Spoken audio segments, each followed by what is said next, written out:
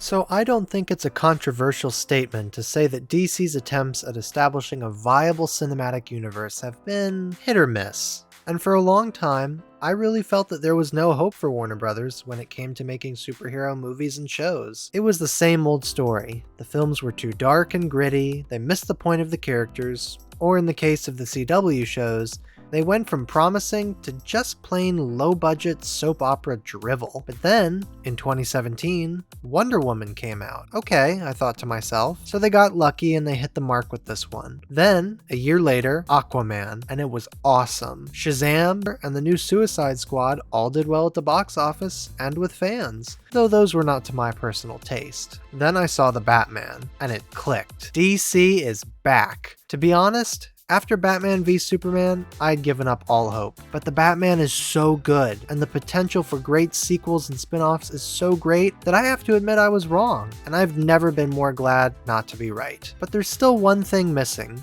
One niggling little problem that keeps me up at night. The Batman isn't in the DCEU, neither is it part of some new shared universe with other superheroes. So while I'm thrilled that they nailed Bats so completely, I'm disappointed that we'll never see him get to team up with Superman or help out Green Lantern, never hit it off with Wonder Woman, or bounce completely off the Flash's playful personality. Honestly, all this talk of a great Batman movie just has me wishing that someone would finally make a great Superman movie.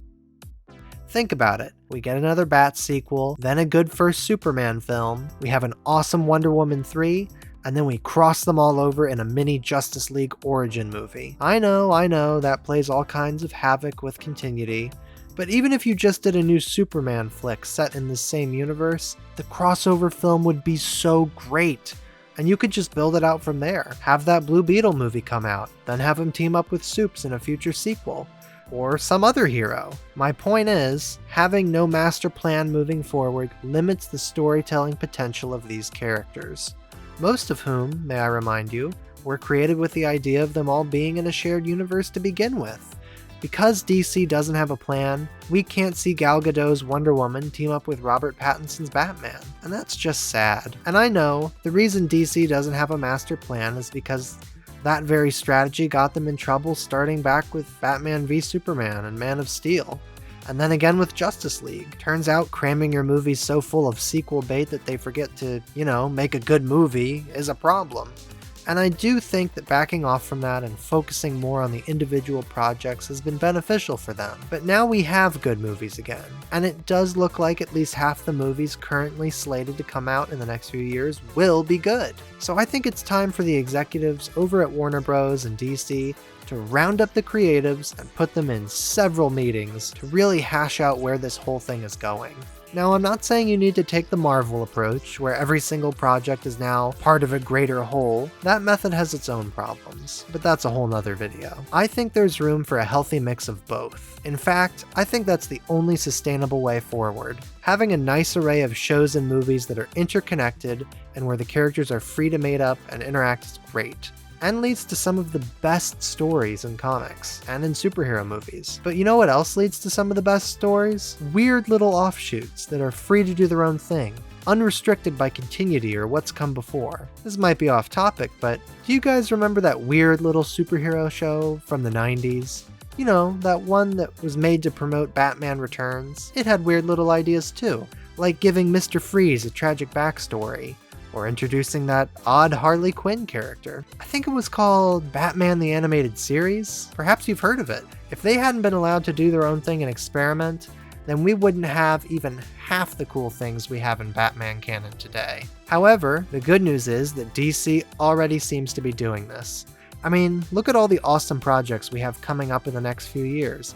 Aquaman and the Lost Kingdom, the Batman sequels, Wonder Woman 3, Blue Beetle, those animated Superman and Batman shows, that Green Lantern live-action show. Not to mention they currently have a plethora of diverse and awesome content running right now. Projects like Superman and Lois, Young Justice, DC Superhero Girls, The Batman. DC has access to some of the most important characters in all of history. Characters that mean so much to generations of people. And it only makes sense then that we would want those characters well represented in the media we consume. No one wants Justice League or Batman v Superman to be one of those lasting legacy movies that defines a generation's impression of these characters.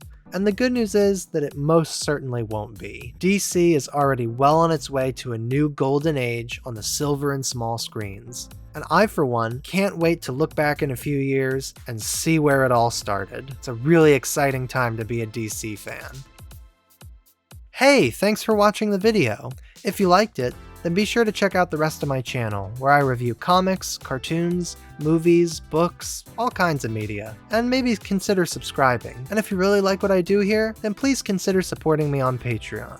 Now, I'd like to take a moment to talk about the direction this channel is going. I've been learning a lot about script writing, video editing, and managing social media. It's been a real learning experience, and I love doing this. And over the past few months, I've been trying to get a new video out every 10 days or so, and that's been working pretty well for me. But as the scope of my content continues to grow, it may take me longer to get the videos out to you, and I'm okay with that. I would rather release content less often, as long as I'm satisfied with its quality. So that's all I wanted to say. Thanks for watching. I'm really excited to be growing this channel. Being a creative, I love it. It's something I've always wanted to do, and I'm glad to be going on this journey with all of you. Take it easy, stay safe out there, internet, and I'll see you guys in the next one.